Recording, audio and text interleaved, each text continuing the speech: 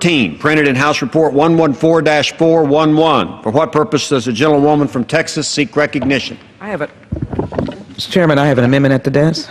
Clerk will designate the amendment. Amendment number 13, printed in House Report number 114-411, offered by Ms. Jackson Lee of Texas. Pursuant to House Resolution 594, the gentlewoman from Texas, Ms. Jackson Lee, and a member opposed, each will control 5 minutes. The chair recognizes the gentlewoman from Texas.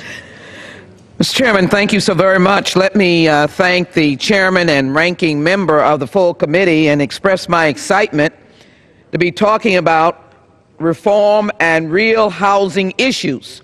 If there's ever an issue that we as members of Congress are confronted with when we go home to our districts, it's about people who need housing, people who don't have housing, people who have poor housing, seniors who need housing, young families that need housing. And so I'm delighted to be part of this reformation that has been done by the Finance Committee, and to acknowledge the chairman and ranking member of the subcommittee of which this comes from, and to congratulate this bipartisan process. I am delighted to offer an amendment, and I thank the Rules Committee for making it in order, that I think adds to the improvement, but as well some of the issues that we are confronted with. My amendment indicates that the Secretary of Housing and Urban Development, in consultation with the Secretary of Labor and other relevant agencies, shall submit a report to the Congress annually that goes to the heart of some of the issues unaddressed, and interagency strategies of such departments that are designed to improve family economic empowerment by linking housing assistance with essential supportive services such as employment, counseling and training, financial education and growth, child care, transportation, meals, youth recreational activities, and other supportive services. It goes on to say any actions taken in the preceding year to carry out such strategies and the extent of progress achieved by such actions. My amendment recognizes that in addition to housing, connecting low-income families to job training and supportive services such as child care, transportation, is key to enabling families across the country, from Texas to California, from New York to California, to access employment and other services that foster upward economic mobility and family stability. It allows them to look at their family structure and people who are in need. My amendment acknowledges and recognizes that helping families achieve economic empowerment requires interagency collaboration. Let me cite, Mr. Chairman, 2 supportive letters from the Coalition of the Homeless and the Heartland Alliance, who are supporting this constructive and instructive amendment to find out what our families need to be strong.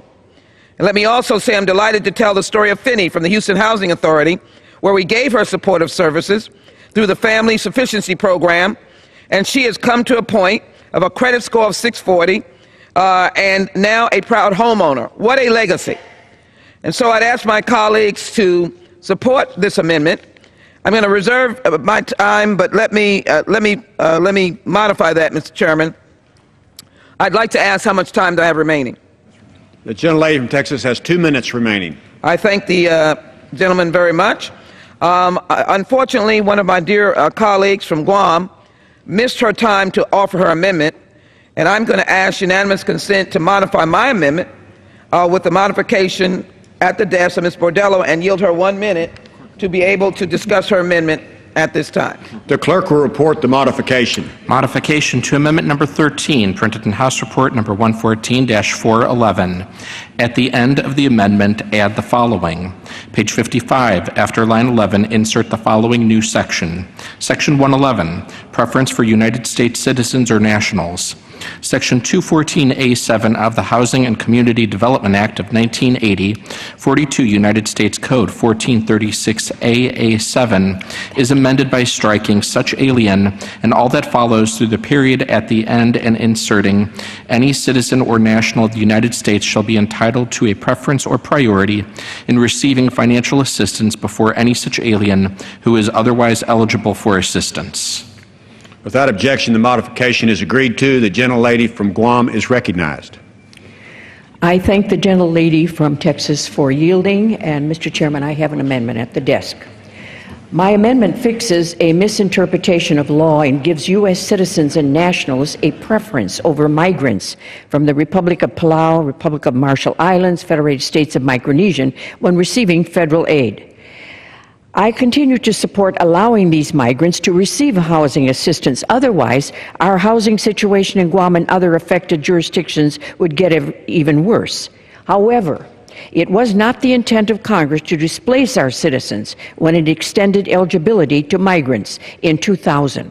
Unfortunately, limited resources have led many U.S. citizens in Guam to be displaced by COFA migrants who have entered our country as a result of the Compacts of Free Association. Guam's local housing authority has indicated that demand for housing assistance far outweighs the resources available. A recent Guam PDN article indicated that homeless data shows that local residents of Guam make up nearly 42% of the homeless on Guam, 536 Chamorros, the indigenous people, and 42 Filipinos. Claims her time. You want to, because I gave you 1 minute. So, Yes, please. Yes. I ask for support of my amendment. The gentlelady from Texas has 1 minute remaining. I thank the gentlelady, and I reserve, Mr. Chairman. And the gentlelady from Texas reserves her time. Thank you. And what purpose does the gentleman from Texas, Mr. Henserling, seek recognition? Mr. Chairman, I ask unanimous consent to claim the time in opposition to the amendment, although I'm not opposed. Without objection, gentleman's recognized. Thank you, Mr. Chairman. First, dealing with the amendment from the gentlelady from Texas. Often don't have an opportunity to work with her. I'm happy to work with her on this matter and recognize that this report could indeed add value. I think anything that we can do to help in the family economic empowerment, the areas that she has identified in employment counseling and in training, the coordination of these areas, I think could be very valuable. So I appreciate the gentlelady's amendment, and I am prepared to accept it. And the same is true for the gentlelady from Guam. I'm sorry she missed her opportunity earlier. I'm glad she has her opportunity now. And I would prepare to accept her amendment as well. Urge adoption. Yield back the balance of my time. Gentleman from Texas yields back his time. Gentlelady from Texas, Ms. Jackson Lee. Let me thank the gentleman from Texas and acknowledge that I was very pleased to help out the gentlelady from Guam, and I want to indicate that these are two amendments that stand on their own right, and I close by indicating the purpose of the amendment offered by Jackson Lee to again refer to Finney, a woman who tried to get a home, and she stayed in a program and completed the criteria that needed to qualify, earned wages of at least $20,000, and got that credit score and established a savings account of $1,000. This is what we're talking about supportive services. And what we want to do is to emphasize employment counseling, financial education, growth, child care, transportation, meals, youth recreational activities, and other supportive services. I'm very glad to have the support, if you will, of the Coalition for the Homeless of Houston-Harris County, and as well the Heartline Alliance, to be able to say that this makes for a better roadmap for getting housing to people who are in need. I celebrate the fact that we're on the floor with this reform bill, talking about housing, and I again celebrate it, and I ask my colleagues to support the Jackson Lee amendment. With that, I yield back. Gentlelady from Texas yields back her time.